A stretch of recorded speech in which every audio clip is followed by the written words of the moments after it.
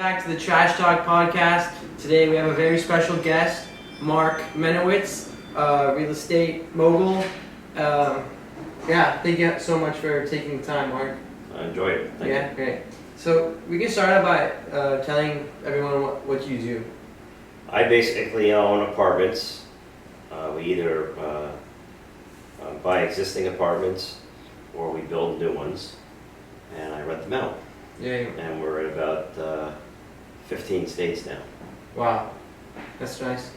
So, how did you get into real estate? My family's been doing it for about close to 80 years. When I graduated college, I developed an expertise in field service engineering. Decided to try to do some high-tech stuff back in the early 80s. It was a bit premature to do anything like that. And you guys didn't have the tools at that time? No. Technology? No, technology wasn't around. And the PC was just invented in 1980. Nice. So I was a little bit before my time, and then after doing 2 tech startups, I sold one of them, got some money, and decided to go into the family business. So that's what I decided to do. Can I ask what the startups were? The second one was a system for tracking where field service techs are and dispatching work to them. Okay. So if a guy's going out there and fixing your Maytag machine, washing machine, they would dispatch the work order so you would know where to go to. That was very new at the time. And then the other things that we did were tracking material on a factory floor. So if a car was being produced, you knew what stage of production it was at. Oh yeah, I see that a lot in like the Tesla factories. They need to locate wherever. So this was all invented. This was at the beginning stage of doing all that stuff. And I heard somewhere you were in the part of the invention of the barcode. Yeah, I owned a company called American Barcode, and we were tracking people and packages and inventory items with barcodes. Oh wow, cool. Back one of the first guys to do that. Nice. So, how is real estate right now? How is the current conditions, do you think? Real estate market for what we do in buying multifamily is way too hot. There are too many people that don't know what they're doing, buying properties, and they're causing the prices to go way. There's a bubble, basically. Well, yeah. So whenever you say there's a bubble, like it's a bubble that can burst and then market value goes down. Yeah, there's got a lot of people. What happens is it'll play out this way. It'll basically where the people overpay for the properties, they won't be able to get the returns that they were trying to get, and then they'll end up selling the property or at a loss. At a loss, yeah. Wow. Cool. Very interesting. So I just wanted to And are you in affordable housing? I heard? Yeah. So right now I'm focused strictly on affordable housing. Well, I shouldn't say that. Most of the stuff I do is affordable housing. And that's just benefit. You benefit from that because government's paying you. Yes. So I don't have to worry about if the economy goes south. Wow. So no matter what happens, you're gonna get the money. So how does it work for the people in the place? They live rent free? No, the resident typically pays 30% of their income, and the income is verified once a year, and then they basically whatever they're making at the time of verification is what they're paying. If they get a job that pays much better, they have to go what's called a recertify, and then their income's adjusted up or down depending if they lose their job. Okay. They pay 30% of their income. Cool. So you wouldn't recommend a residential one-family home in LA area right now? You think it would? If you're gonna live in it, yes, not for investment. Yeah, it's not an investment opportunity right now. No. Yeah. Very interesting. Did you feel that you grew the company after you got it passed down? Yeah, well, I took it a different direction. We weren't doing, the company was never doing affordable housing. So I basically took it in that direction. Most of the apartments that we own are not affordable. They're regular conventional apartments. Oh, yeah. So, do you own a lot in Florida? Yeah, I have 14 properties there. Really? Because are they newly acquired? Because Florida has just became really hot. I would say all within the last 15 years. Yeah. But would you say that you don't really touch like one-family homes? You mostly do commercial. Well, I do one-family homes, but I buy like 50 or 100 of them at a time, right next to each other. So there's a town in Marrero Louisiana, where I own 360 homes next to each other. Wow. So I bought the whole town. How long would it take a company to get to that point where they can do that? Well, fortunately, they were owned by about 5 or 6 developers, so I bought them in tranches of developers. Do you get basically better renting them deals? out. What? Do you get better deals when you're buying like wholesale houses? We always pay retail. There's no such thing as buying wholesale. Sometimes the owner doesn't know exactly what he has, or he is motivated to sell it for other reasons, so you can get a slightly at a lower price. Okay, interesting. And a lot of times you can do something else with it that he didn't think about. Yeah, I mean sometimes you'll find a house and you can see either you look at it and it has no value, you cannot add value to the home, so why would you buy it as an investment? But then you see like even I see a lot of homes where if you mow the lawn and paint the walls and just do some minor touch-ups without like breaking down anything, you can add like 70. Don't you think you can add like 75 to 100? Yeah, I don't do it that way. What I do is there's a lot of money doing that, but the problem is you can only do one house at a time. Yeah.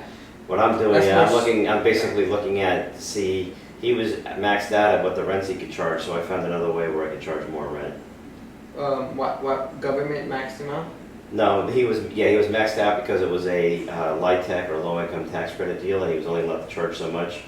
So I put them on another program called Section 8, and Section 8 pays more, so it still met the requirements of the restrictions of what you're able to do with it, and they pay $300-400 more a month in rent. Wow.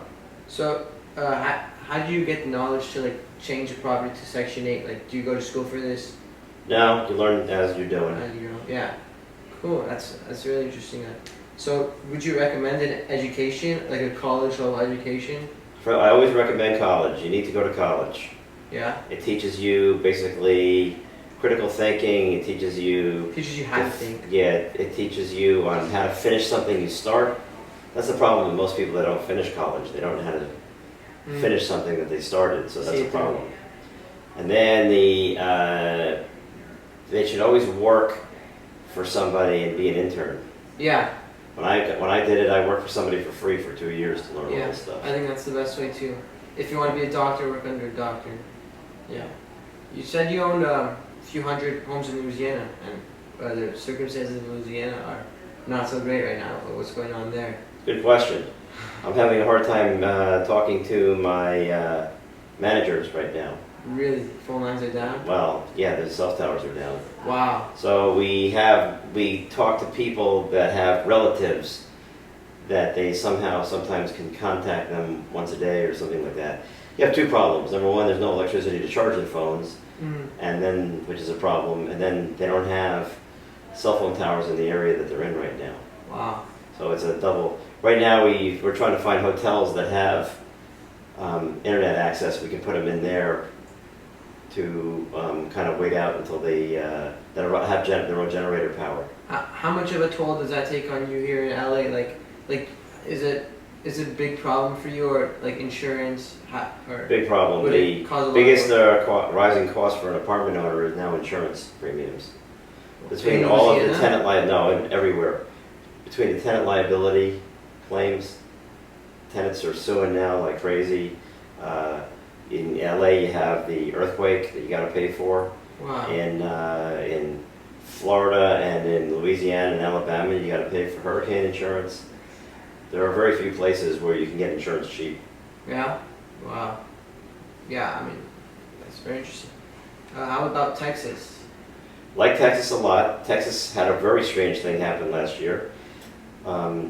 They had a cold spout, and all my pipes froze in the buildings last year, so it wiped out all the buildings last year. Ooh. There. Well, I remember that during that time. So I had to replumb almost every one of my units there. Is that just out of pocket money? No, I had insurance. Auto insurance. Okay. But what happens when your pipes freeze? It basically floods the unit because the pipes are generally in the ceilings in these buildings. Oh wow. Yeah. What lifestyle has real estate allowed you to live or has it allowed you to live a lifestyle that you think most people with office jobs or something like that won't work? Do you feel free, or do you feel tied down? Well, the biggest thing after doing it long enough is you have a very big tax benefit. The biggest advantage of real estate is you don't pay any income tax. But so if you sell On rent, you don't pay income? Well, you don't pay rent because of depreciation on the property. So you don't pay income tax on rental income. So it gives you the ability to, it's like doubling your So return. you pocket the money, but you don't, it's not taxed? Not tax, correct. I never knew that. That's Yeah. so cool. That's the reason, that's the only advantage of doing real estate. Wow. No worries. Yeah, that's very interesting. Yeah. I saw you were with Miles Kronman in Yeah. Miami. Yeah, Is he the CEO of Model House Los Angeles? right. Right, he created it. I did a lot of research on Model House Los Angeles. I recommend everyone check it out. It's basically, what do? They connect the influencer with the Brands, yeah. Yeah, and then like he takes a cut. Something. You could take that. That's okay. Sure. Let me, I'll just put it on Do Not Disturb so we don't have this problem. Hold on. No worries. Very busy man, ladies and gentlemen. Marc Menowitz. Shouldn't be a problem anymore. So Model House is basically an advertising agency. Mm-hmm. And we work directly with people like Jake Paul, Logan Paul. Yeah. So where do you come in as a real estate? Nothing to do with real estate. Oh, so you're I'm the money branched guy. off. I'm the money guy for all of Model House. Wow. So like when they need cameras and lasers and stuff like that, or Well, no, we basically teams. The company's now making a profit, but I put up all the initial capital for it to For fix that. equity? Yeah, You got equity. yeah. I own half the company, so So is Miles? Miles my partner, So you're 50-50 or Yeah. he has? 50-50. Wow. Is there a lot of money in advertising and stuff like that? We're hoping that we can make about $10 million a year. So yeah. Wow. So how do you find? We're doing a podcast with Jake Paul this week. You? Yeah. With Miles and myself, we're doing one on it's called the Yachtcast Wow. on my boat. Who's the host? In LA? Miles, no, in Miami. You're flying back out there? Yeah. Oh, really? So Jake will be on the boat. We have quite a few other Cool. people. We'll have, and we have sponsors now that are paying a lot of money now for each month. Wow. For those of you who don't know, I met Mark at a restaurant in the lobby of the One Hotel with CEO of Model House Los Angeles, Miles Kronman. And basically how we met was I was sitting at the table with next to Mark, and I heard him telling an interesting story about how his parents are either giving him the choice, either he moves out of the house or he has to go to college. So Mark chose college, and I just was really intrigued by Mark. So I told myself I had to get up and talk to this guy, and then now we're here. And even actually a really cool thing that came out of that day was, first of all, I met Mark, and second of all, Miles showed me text messages with Jake Paul, and that was really cool. That was really cool for me. Mm-hmm. And you guys you guys filmed the Logan Paul Mayweather fight.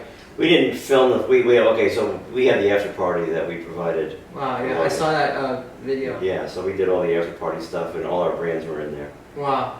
So You guys working with Red Bull? yeah, we do deals with Red Bull, we do deals with Path Water, we do deals with Mamma Mia's. Wow. You guys view Red Bull as the Formula One racing or like the drink?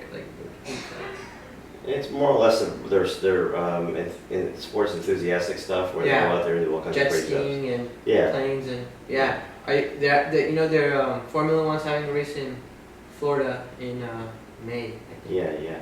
I want to go there. That's gonna be really cool. Yeah. Cool. Yeah. Can we talk about exit strategies for real estate? Like, would There's you no exit strategies in No. real estate.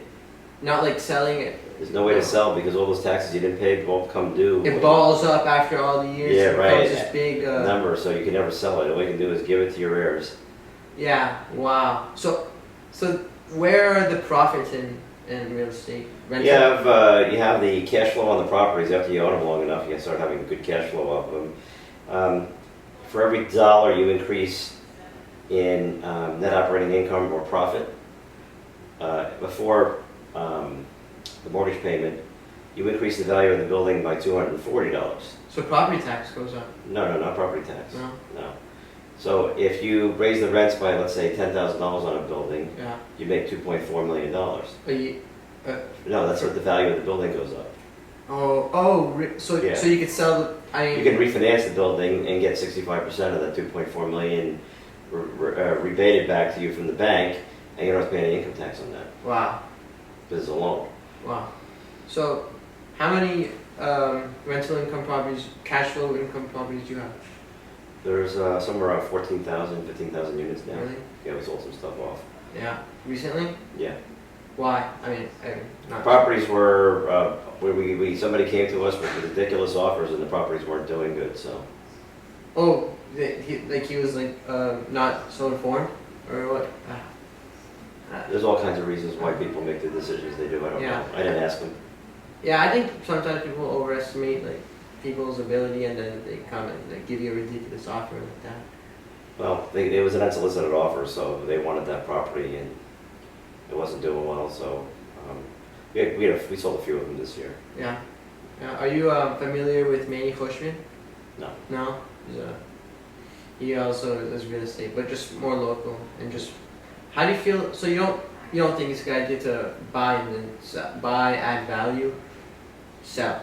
I mean, well, if the new tax laws pass, which Biden's trying to put through, the tax laws are going to be over 43% now. Oh. So they're not. So going out there and doing that strategy is not a very good one. What is it now? 22. So he's gonna almost double it. Yes. Well, so business-wise. You would have wanted Trump to win, just business-wise. Yeah, I think he would have been a better candidate. Yeah. Yeah. Also, if the new tax bill passes, you're not going to be able to buy a property and then exchange it into another one called the 1031 exchange. They're trying to get rid of that. I know what that is. Yeah, and where you don't have to pay the taxes. Right. That is, I know. Florida real estate guy Ben Mulla. You know him? No. No. Yeah, well, he's a really interesting guy. He has a YouTube channel. Yeah, but a lot of real estate people are solely relying on the 1031 exchange. Not a good. Well, if he gets it passed, which he's close, there'll be no 1031 exchanges either. Is that reversible by another administration? Yes. Yeah. So it would, unless the Republicans want it as part of their thing, they don't want to give it out.